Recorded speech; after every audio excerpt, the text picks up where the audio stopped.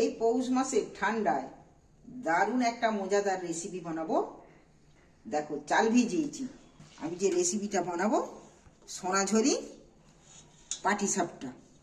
পাটিসাপটা বানাতে আমি চাল ভিজিয়ে রেখেছি। 1.5-2 ঘন্টা আগে চালটা ভিজিয়ে রেখেছি। চালটা দেখো ভিজে কত সুন্দর আমি ধুয়ে পরিষ্কার করে নিয়েছি। এবার আমি মিক্সারের জারে দেবো।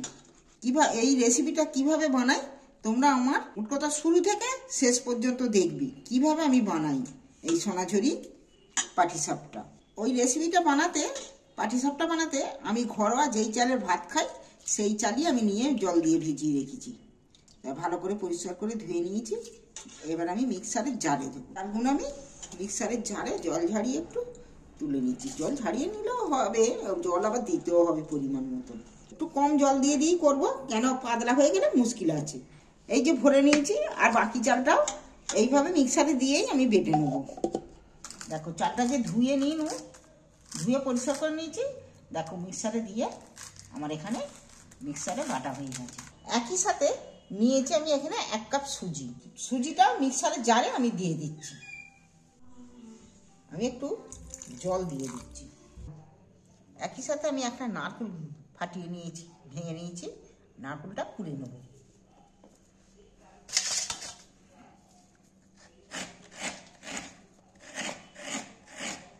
এখানে নারকেলটা কুড়ে নিয়েছি আমি।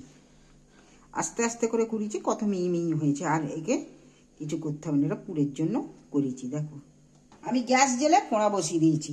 কড়ায় আমি হাফ কাপের মতো জল দিচ্ছি। হাফ কাপের মতো জল দিয়েছি। জলটা গরম হয়ে গেছে। এবার আমি হাফ কাপ এখানে 1 কাপের মতো গুঁড়ো দুধ দিচ্ছি। গুঁড়ো দুধটা দিনু। এবার জলটা গরম হয়ে গেছে বলেই দিলে ভালো করে ঘেঁটে যাবে দুধটা গুলবার জন্য আমি দিয়ে দিই। এখানে মিষ্টির জন্য আমি বেশ একটু 50 গ্রামের মতো চিনি দিয়ে দিচ্ছি।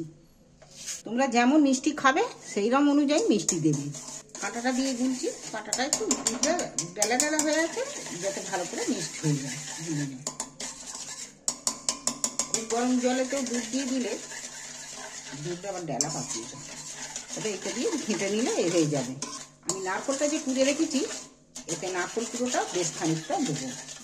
মধ্যে কতটা ঘন হয়ে গেছে দেখছো। এর মধ্যে আমি একটু সামান্য সুজি দিচ্ছি।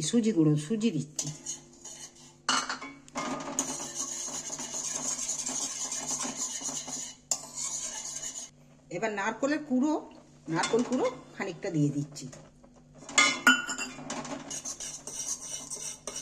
সবটা দিচ্ছি না, কিছুটা রেখে দিয়েছি। ছোট এলাচের গুঁড়ো খানিকটা দিচ্ছি। 1 চামচের মতো ছোট এলাচের গুঁড়ো দিয়েছি। এখানে 1 চামচ গা ঘি দিচ্ছি। এবার আমি ভালো করে এটাকে নাড়াচাড়া করে একটু ভালো করে ঘেঁটে নেব। পুরটাকে রেডি করে নেব। এবার পুরটা কিন্তু আমার রেডি হয়ে গেছে। পুরটা দারুণ সেন্ট উঠেছে। এবার আমার পুরটা রেডি। ঠান্ডা হলে আরও একটু এঁটে যাবে। আমি একটা থালার মধ্যে তুলে নিচ্ছি। এটা কিন্তু ঠান্ডা হলে অনেকটা শক্ত হয়ে যাবে। গরম আছে বলে এরকম নরম মতো লাগবে। আমি এখানে রস করতে গ্যাস জেলে কড়া বসিয়েছি। শুকনো কড়ায় প্রথমে আমি খানিকটা চিনি দিচ্ছি। এখানে আমি 2 চামচ চিনি দিয়েছি। চিনিটা আমি একটু নাড়াচাড়া করছি। আমনি এটা জল হয়ে যাবে। দেখো ভিজে মতন অনেকটা হয়ে গেছে। আমি এই চিনিটা থেকে কালার করবো। চিনিটা গাড়িয়ে এবার নাড়তে আস্তে আস্তে এটা কালার হয়ে যাবে। অনেকটা কিন্তু কালার এসে গেছে। কালারটা আরো চাই। দেখো চিনিটা কিন্তু খুব সুন্দর কালার এসে গেছে। এবার আমি একটু জল দিয়ে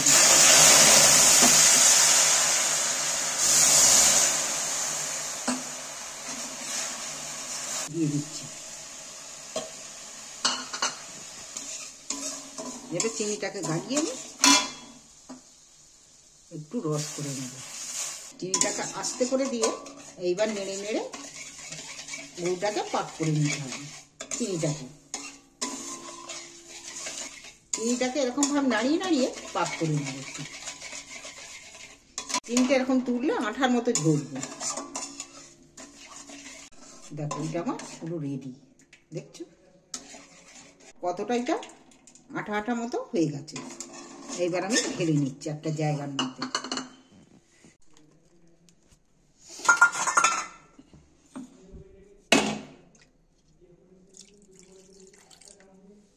দেখো আমি এইভাবে একটু ফাটিয়ে নিচ্ছি, এতে সুজি আর চাল গুঁড়ো দিয়েছি। আমি এটাকে ভালো করে ফাটিয়ে রেডি করে নিচ্ছি। আর স্বাদ মতো নুন দিচ্ছি।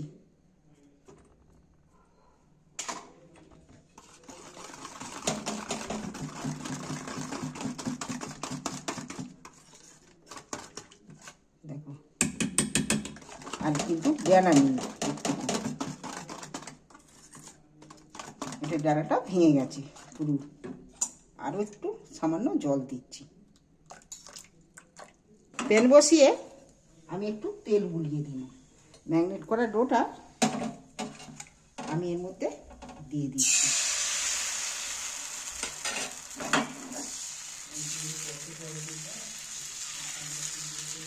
একদম পুরো গোলভাবে আমি যে পুরটা তৈরি করেছি, পুরটা আমি এর মধ্যে দিয়ে দিচ্ছি।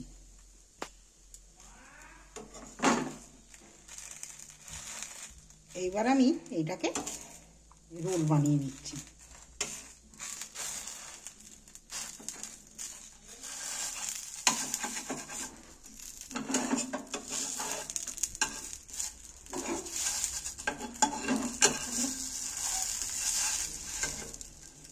ভেজে নিচ্ছি, একটা থালার মধ্যে রাখছি।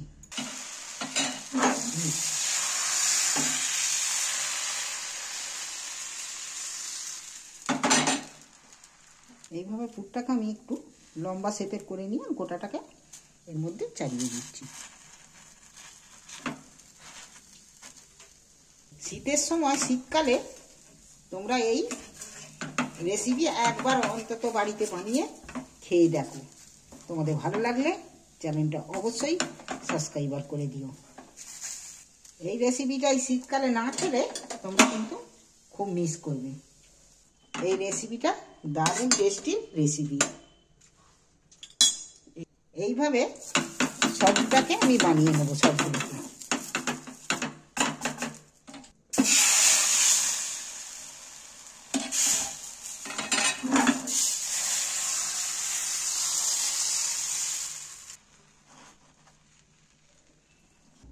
এইভাবে আমি প্রত্যেকটা পিঠে এইভাবে বানিয়ে নেব। চুবিয়ে নিচ্ছি। সোনাঝুরি পাটিসাপটা রেডি। যেমন স্বাদের হয়েছে তেমন দেখতেও হয়েছে। এই শীতের মরশুমে একবার অন্তত এই পাটিসাপটা, সোনাঝুরি পাটিসাপটা বানিয়ে একবার অন্তত খেয়ে দেখো, তোমাদের দারুণ লাগবে। এইটা বন্ধুরা, তোমাদের যদি ভালো লেগে থাকে চ্যানেলটা সাবস্ক্রাইবার করবে। আর যদি তোমাদের ভালো লেগে থাকে তাতেও তোমরা কমেন্ট করে জানাবে। আর বাড়িতে অবশ্যই বানিয়ে খেয়ে দেখবে। আপনজনদের খাওয়াও, নিজেরাও খাও। দেখো